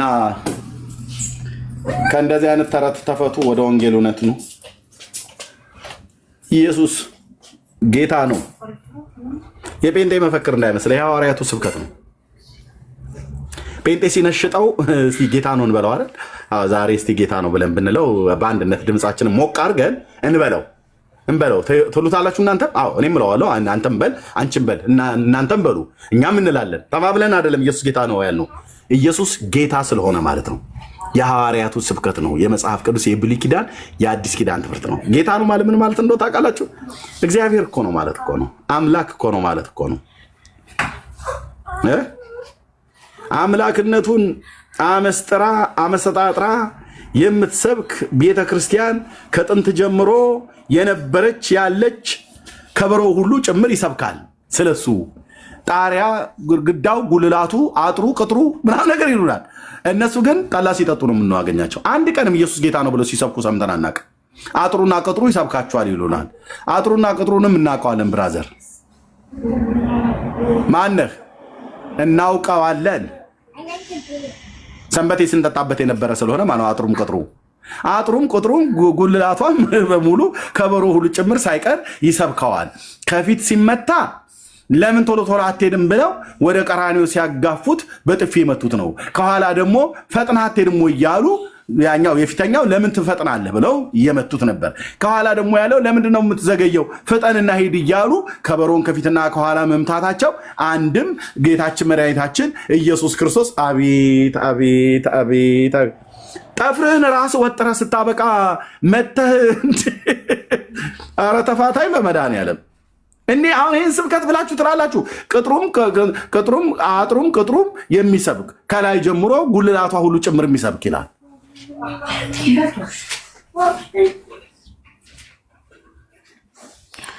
ስብከት ኢየሱስ ጌታ እንደሆነ በአፍህ ብትመሰክር ነው ያለ። እሺ ወንድም አለ አንተ አፍህን ለጉመህ ጠላ አንተ ጠጣለህ፣ አጥሩም ቅጥሩም ኢየሱስን ይሰብካል ብለህ ትለኛለህ። ከጉልላቷ ጀምሮ ቤተክርስቲያን ቅዱስ ቤተክርስቲያን የምትሰብከው ይላል። ጉልላቱ ላይ ያስቀመጥከው የሰጎን እንቁላል ምንድን ነው የሚናገረው? መንፈሳዊ ተምሳሌትነቱ ምንድን ነው? ሰጎን አለን መምህር ዘበነ ሰጎኖ ይላታል የግዕዙ ቃል አለን በእጄ። እሺ ይቀጥሉ። ሰጎን አንድም የመንፈስ ቅዱስ ምሳሌ ናት። ሰጎን እንቁላል ከወለደች በኋላ እንቁላሏ እስኪፈለፈል ድረስ አይኗን ከእንቁላሏ ላይ አታነሳውም እና ጫጩቶቿ የእግዚአብሔር ልጆች ምሳሌ ሲሆኑ እሷ ደግሞ በመንፈስ ቅዱስ ትመሰላለች አሉ። የኦርቶዶክስ ስብከት ድንቄም ስብከት ኦኬ ነው። እኛ መጽሐፍ ቅዱስ ላይ ስናነብ ሰጎን ይላል በኢዮብ መጽሐፍ ላይ እግዚአብሔር ከጥንቱ ሲፈጥራት ጥበብን የከለከላት ሰነፍ አሞራ ነች። ማስተዋል የላትም ይላል ኢዮብ መጽሐፍ ላይ ማስተዋል የላትም። እግዚአብሔር ጥንቱንም ሲፈጥራት ጥበብን ከልክሏታል ይላል። እንቁላሏን አይኖቿ ላይ አታነሳም ብሎ የሚለው ውሸት። ኢዮብ መጽሐፍ ላይ እንቁላሏን በአሸዋ ውስጥ ቀብራው ሌሎች እግሮች እንዲረግጡት አሳልፋ ትሰጠዋለች ይላል። ልጆችን ብትቀፈቅፍ ልጆቿ የእርሷ እንዳልሆኑ ትጨክንባቸዋለች፣ ትተዋቸዋለች ይላል። ቆይችን ማላሳይ በመድኃኒዓለም ትልቁ ላይ አርጉኝ። ቴዲ ታለ ትልቁ ላይ አርገኝ። ችንማ ማሳየት አለብኝ፣ ካልሆነ ጉድ ነው የሚፈላው እዚህ ቤት። ቴዲ ትልቁ ላይ አርገኝ። ቴንኪዩ። እቺን ሰነፋ ሞራ በጌታ መንፈስ ቅዱስ ትመስላላችሁ እንዴ? እናንተ አታፍሩ? አላወቅንም እኮ ያባት ነው ንገሩን፣ ያባት ነው እና እኛ ጴንጤዎቹ ጋር እንነግርሃለን በደንብ አርጌ ጌታ ምስክሬ። ታዲያ ማንጎፈሬ ላበጠር ነው እዚህ የወንጌል ሰባኪ ሆንኩትኝ እና እዚህ ትውልድ ፊት ግራ አታጋቡትም ትውልዱን። ኢዮብ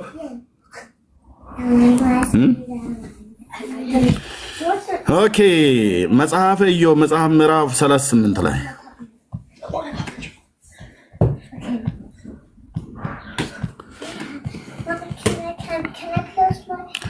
ኦኬ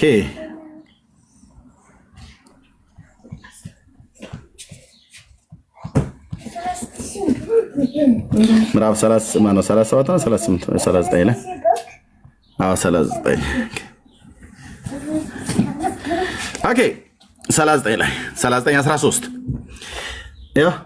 የሰጎን ክንፍ በደስታ ይንቀሳቀሳል፣ ነገር ግን ክንፉና ላባው ጭምተኛ ነውን ይላል። ጥያቄ ምልክት። እንቁላሏን በመሬቱ ውስጥ ትተዋለች። እነዘበነ ምን እያሉ ነው? ኦርቶዶክሳውያን ምን እያሉ ነው የሚሰብኩን? ታቅፈዋለች። ውሸት አትቀላምዱም። እዚህ መታችሁ የእግዚአብሔር ቃል ላይ ውሸት። በመሬት ላይ ትተዋለች፣ በአፈር ውስጥም ታሞቀዋለች። በክንፉ አይደለም የምታሞቀው። እልም ያለች ሰነፍ ቤቱን የሰራባት አሞራ እኮ ናት። እህታለም ሌሎቹ አዋፍት ማናቸውም አዋፍት በራሪ የሚባሉት አዋፍት እንቁላል የሚጥሉት አዋፍት እንቁላሎቻቸውን እኔ ገጠር ልጅ ስለሆንኩ ማለት ነው እንቁላሎቻቸውን በሙሉ ታቀፈው ነው የሚፈልፍሉት። ሰጎን ግን እንቁላሏን አትታቀፍም። በአፈር ውስጥ ነው የምታሞቀው፣ በክንፎቿ አታሞቀውም። ዶሮ ጫጩቶቿን በክንፎቿ እንደምትሰበስብ ይላል በማቴዎስ ወንጌል መጽሐፍ ምዕራፍ 23 ላይ ጌታ የተናገረው ማለት ነው። እንቁላሏንም በጉያቸው ውስጥ ሰብስበ ነው አሙቀው ነው የሚፈልፍሉት። ሰጎን ግን እንደዛ አታደርግም። ያው በአፈር ውስጥ ታሞቀዋለች። እግር ይሰብረው ዘንድ በምድረ በዳ አውሬ ረግጠው ዘንድ ትረሳለች ይላል። እዛ በቀበረችበት ቦታ ላይ ትረሳዋለች እንቁላሏን። ምክንያቱስ የለየላት ሰነፍ ናት ስልህ መድኃኔዓለም ጥንቱንም ሲሰራት ጥበብ ከልክሏታል። የእርሷ እንዳልሆኑ በልጆቿ ላይ ትጨክናለች፣ በከንቱ ብትሰራ አትፈራም ይላል። ከዛስ እግዚአብሔር ጥበብን ከእርሷ ከልክሏታል፣ ማስተዋልም አልሰጣትም እና ይላል። እችን አሞራ ነው ማስተዋል የጎደላትን እግዚአብሔር ጥንቱን ሲፈጥራት ጥበብ የከለከላትን ማስተዋልን ያልሰጣትን አሞራ የማስተዋል ምንጭ የሆነውን ጌታ መንፈስ ቅዱስን በሱ መሰሉት። እንዴት መንፈሴ እንደሚያበሳጨው አትጠይቀኝ አልኩ። ይህን ጠማማ የሆነ ትምህርታቸው ማለት ነው። ጠማማ ምሳሌ እንኳን ሲያመጡ መክብብ ላይ ሰለሞን እንደተናገረው ሰባኪው ጠቢብ ስለሆነ ብዙ ምሳሌዎችን ፈለገ፣ መረመረ፣ አስማማ ይላል። እነሱ የማይስማማ ያልፈላለጉትን ዝም ብሎ አምጥቶ ለጥፎ ይኸው እግዚአብሔር ጥበብን ከእርሷ ከልክሏልና ማስተዋልም አልሰጣትም ይላል። ማስተዋል ስለከለከላት ነው አውሬ ረግጠው ዘንድ እንቁላሏን ትረሳዋለች። ኦኬ እዚህ በቀበረችበት የቱ ጋር እንኳን እንደቀበረችው እንኳን ራሱ እንኳን አታውቅም። እንዲህ እንደ ቁመቷ እንደ አንገቷና እንደ እግሯ ርዝማኔ ጥበብ ያላት መስሏችሁ ከሆነ እግዚአብሔር ከፈጠራት እንስሳት ውስጥ ልበቢስ ሰነፍ ብሎ የሚለው ነገር ቤቱን የሰራባት ሰጎን የምትባለዋ ነች፣ ኦስትሪች። ይህንም በመንፈስ ቅዱስ መስለው መጽሐፍ ቅዱስ የማያነበውን ትውልድ ግራ ያጋባሉ ማለት ነው። እና ታዲያ የሰጎኑ እንቁላል በኦርቶዶክስ ቤተክርስቲያን ጣሪያ ላይ አለ። ምን ያደርጋል? ኦኬ እሱ ነው የሚሰብከው ብላችሁን አላለን? የሰጎን እንቁላል ያው በኦርቶዶክስ ቤተክርስቲያን ቅጽር ላይ አጥር ላይ ያው ምን ያደርጋል? የዚህ ሰነፍ አሞራ እንቁላል ምን ያደርጋል? ኦርቶዶክስ ቤተክርስቲያን ላይ ጉልላቱ፣ ጣሪያው፣ ግድግዳው፣ አጥሩ፣ ቅጥሩ ይሰብካል፣ ክርስቶስን እንላለን። እናንተ ግን አሰብኩም። አለመስበካችሁ እኮ አይደለም ብቻ የሚሰብከውንም ሰው ድንጋይ ተወረውሩበታላችሁ፣ በጴንጤው ወገኔ ላይ ማለት ነው። ዘንበል አፍከን ያዝ ትለኛለህ፣ ኢየሱስ ጌታ ነው ብዬ ስል፣ ወይ ደግሞ ትመጣን እናትከን እንዲህ ላርጋት ትለኛለህ፣ በአንተ ስድብ የሚቆም መስሎ ወንጌል። ምን ያደርጋል? የዚች የሰነፍ አሞራ ከየትኞቹ ሐዋርያት ተምራችሁ ተረድታችሁ ነው? እግዚአብሔር ጥንቱን ሲፈጥራት ምንድነው መንፈሳዊ ተምሳሌትነቱ? የሰነፍ አሞራ እንቁላል ማለት ነው። ሰጎን የዚች እግዚአብሔር ጥንቱን ሲፈጥራት ጥበብ የከለከላት ማለት ነው። የዚችን አሞራ ምንድነው መንፈሳዊ ተምሳሌቱ? ከብሉይ ኪዳን የትኛው ነብይ ነው እቺን አሞራ በእግዚአብሔር መንፈስ ቅዱስ የመሰላት? በማንና በምን ምሳሌ ትመስሉኛላችሁ የተባለው የማይመሳሰለውን ጌታ የጥበብና የእውቀት ሁሉ መዝገብ እግዚአብሔርን የመፍራት መንፈስ የጥበብና የማስተዋል መንፈስ ያርፍበታል ተብሎ የተባለውን ጌታ መንፈስ ቅዱስን ከዚች ሰነፍ አሞራ እኩል ከእንቁላሉ እኩል አድርገው እዚህ ስትቀብር ነው ይኸውልህ። ከዛ ከቀበረችው በኋላ ትረሳዋለች። ጥበብ ከልክሏታል።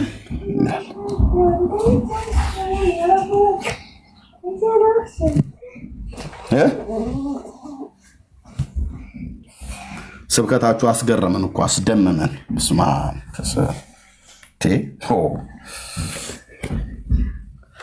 እጅ እግር የሌለው ተረት አይደል እንደሚሰበከው በቤቱ። በዛ ቤት ባላልፍ ኖሮ ይቆጨኝ ነበረ።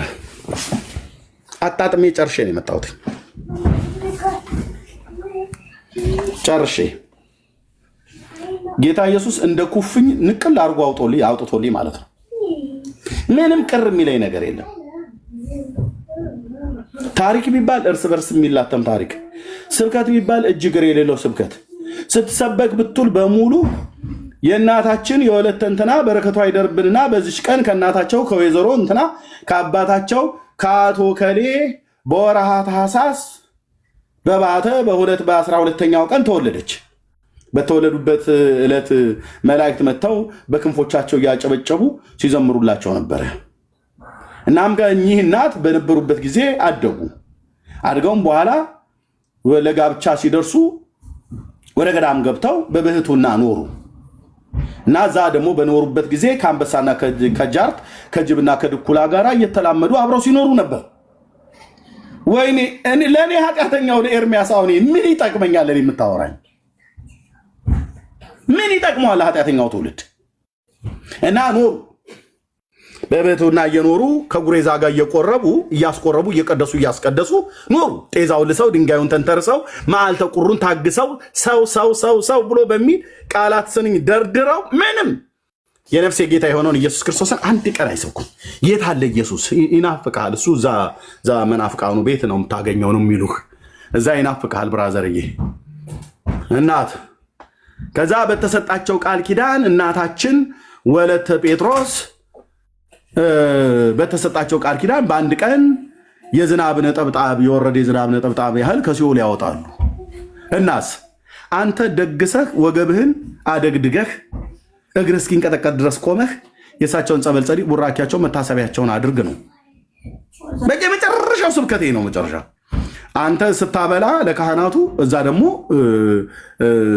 መንግስተ ሰማያት ስፔሻል ቤት ይያዝልሃል ብለው ይሰብኳል። አብልተህ ዘመኑን ሁሉ በልተህ አብልተህ መጨረሻ እንግዲህ እስከዛሬ ድረስ ያበላሁት የወለተ ጴጥሮስ መታሰቢያቸው በመንግስተ ሰማያት ዋስ ሆኖ ያድነኛሉ። አሁን እንግዲህ ልሞት ነው መንግስተ ሰማያት ነው የምገባው ሲኦል ብለህ ብትላቸው ንስሐ አባትን አይ እሱንማ ማን ሄዶ አይቶታል ማን አውቆት ብለሽ ነው ታለምዬ ማን አወቀውና እና እስከዛሬ ድረስ የደገስኩት እሱ አይ እሱማ እንግዲህ አንዴ ሆኗል ነው። በኦርቶዶክስ ቤተክርስቲያን የምትደግሱት በሙሉ የቄስን ሆድ ለመሙላት ካልሆነ በስተቀር ወንድሞች እናቶቼ ደግሰህ አንተ መንግስተ ሰማያት የምትገባ ከሆነ የኢየሱስ ክርስቶስ ሞት ከንቱ ነው ማለት ነው። በድግስ መንግስተ ሰማያት ልትገባ አይደል? የአተር ወጥ ሰርተህ በሬ አርደህ ዝግን እኮ ነው ቁርጥ እኮ ነው ብለህ የፈለግከውን አብላ። ለምን ራስን እየቀቀልክ አታበላም? አንተ ሽሮ ወጥና ድግስ ደግሰህ አብልተህ መንግስተ ሰማያት የምትገባ ከሆነ የኢየሱስ ሞት ለከንቱ ነው ማለት ነው። በከንቱ ነው ጌታዬ የሞተው ማለት ነው። ልትገባ አይደል?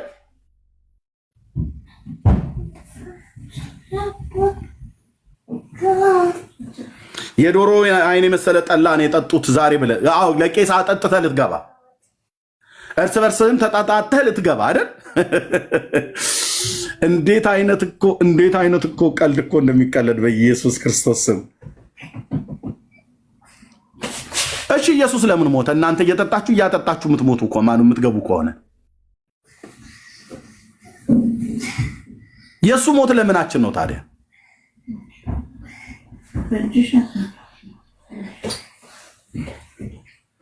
እኔ በዓለም ላይ ወንድሞች እናቶቼ የትኛውን ቦታ እናገራለሁ እንደ ኦርቶዶክስ ተዋሕዶ ቤተክርስቲያን ቄሶች ብልጥና ብልጣብልጥ ማንም የለም።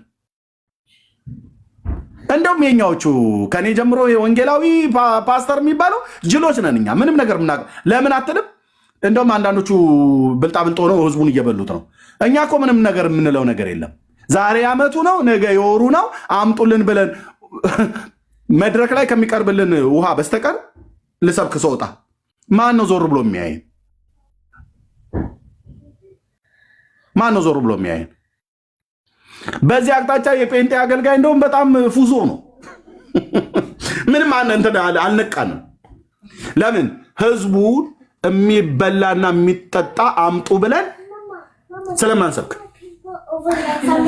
ስለማንሰብክ ኦርቶዶክስስ የሚበላ የሚጠጣ አምጡ ትላለች። ከዛስ የደገሰ ያስደገሰ እግዚአብሔር በደገሰው እንጂ አንተ በደገስከው መንግስተ ሰማያት አትገባም። እግዚአብሔር ደግሞ የደገሰው አንድ ድግስ አለው። በዚህ ተራራ ላይ የሰባ ግብዣን አድርጓል ብሎ ኢሳያስ እንደተናገረ በቃ ያ ተራራ ቀራንዮ ኮረብታ ላይ በጉን ሰውቶታል። ኦኬ Johnny, come and drink for it in the house. Where? Oh, Johnny?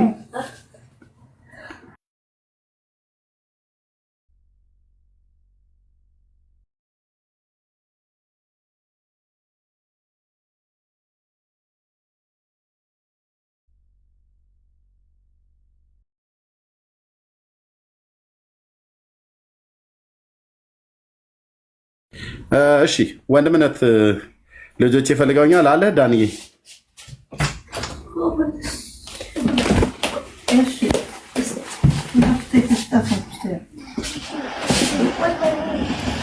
ወንድምነት አለ